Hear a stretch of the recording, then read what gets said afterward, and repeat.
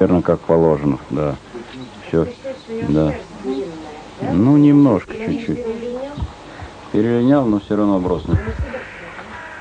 В нашей стране наряду с лошадьми специализированных пород, в том числе спортивных пород, разводятся и лошади более универсальные, которые пригодны для работы и под седлом, и в упряжи, и под вьюком, и могут выполнять самые разнообразные функции. В числе этих пород две замечательные породы лошадей Северного Кавказа – кабардинская и карачаевская. Вот перед нами представитель карачаевской породы лошадей – жеребец Лимб. Это лошади не слишком крупные, как правило, немногим выше 150 сантиметров, несколько растянутого формата. Лошади обладают исключительной крепостью конституции.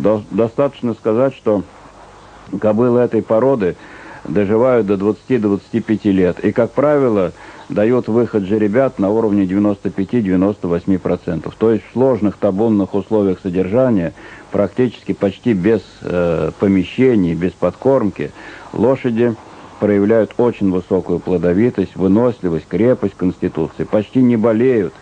И что особенно интересно, и что особенно ценно у лошадей этой породы, это прекрасные мягкие движения. Вот всадник, который едет на карачаевской лошади, хорошо выезженной, как говорится, почти не чувствует под собой движения этой лошади. Вместе с тем, эти лошади способны идти шагом со скоростью 10-12 км в час, то есть примерно в 2 раза превышающей скорость движения обычной лошади.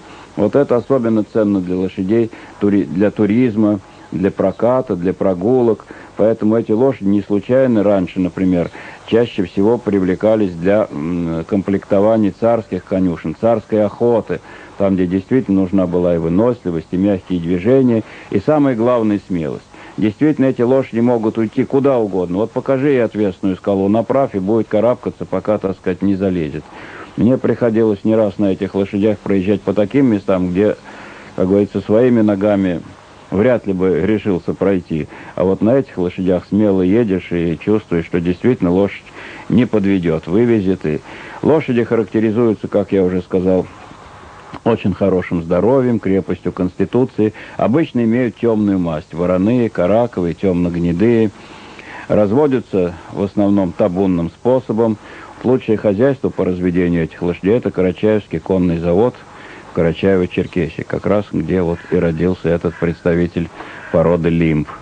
Сейчас мы его готовим на дистанционный пробег, который рассчитываем, что будет в конце лета. Ну и думаем, что он должен подтвердить репутацию выносливой породы лошадей.